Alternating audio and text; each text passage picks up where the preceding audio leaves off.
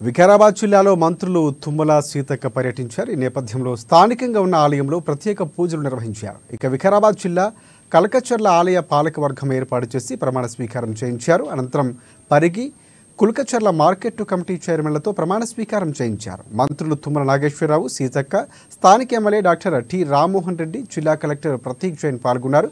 రైతులు వ్యవసాయం మానేస్తే కుక్కలకు కూడా అన్నం దొరకని పరిస్థితి ఏర్పడుతుందని అన్నారు. అదేవిధంగా పేదింటి బిడ్డలు సన్నబియ్యం తినాలనే ఉద్దేశంతోనే సన్నవడ్లకు బోనస్ ఇస్తూ తెలంగాణ రాష్ట్ర ప్రభుత్వం కొనుగోలు చేస్తుందన్నారు. ఆహార ధాన్యాలు పెంచాలంటే ఫామాయిల్ పెంచాలని, వికారాబాద్ అంటే పప్పు దినుసులకు పెట్టింది పేరని రైతే రాజు అని అన్నారు. రైతన్నల కోసం మార్కెట్ కమిటీ న్యాయంగా పనిచేయాలి, దళారులకు అవకాశం ఇవ్వకూడదని సూచించారు.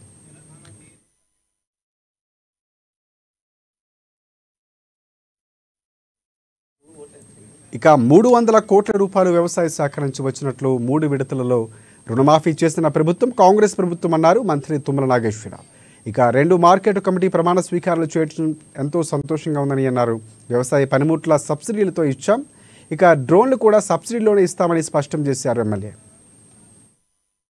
ఒక్కొక్క మహిళకి 2 చీరలు చొప్పున ఆమె గారు చెప్పిన డిజైన్ ని తప్పకుండా మీకు అందిస్తామని చెప్పి కూడా ఈ సందర్భంగా మనం చేస్తున్నాం.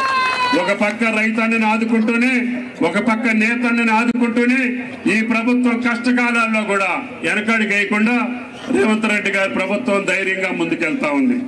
కాబట్టి మీరు దయచేసి ఈ మార్కెట్ కమిటీని సద్వినియోగం చేసుకోవటం, ఈ జిల్లాకు సంబంధించినటువంటి వ్యవసాయం ముఖ్యంగా పండ్లు, పూలు, అదేవిధంగా హార్టికల్చర్ మీద ఎక్కువ ఆధారపడి ఉంది. అదేవిధంగా వరి కూడా ఇప్పుడు ఈ మధ్య కాలంలో ఎక్కువ పండిస్తున్నారు.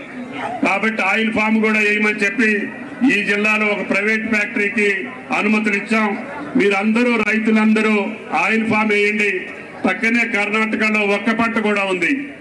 ఒక్క పంట ఒక్కసారి వేస్తే 100 సంవత్సరాలు కాపు వస్తుంది. ఒక్కొక్క మహిళకి 2 చీరలు చొప్పున ఆమె గారు చెప్పిన డిజైన్ ని తప్పకుండా మీకు అందిస్తామని చెప్పి కూడా ఈ సందర్భంగా మనం చేస్తున్నాం. ఒక పక్క రైతు వ్యవసాయం మానేస్తే ఊర్లో కుక్కకు కూడా అన్నం దొరకదు. అట్లాంటి పరిస్థితి ఈ దేశంలో, ఈ రాష్ట్రంలో ఉంది. కాబట్టి మరి ఈ వ్యవసాయ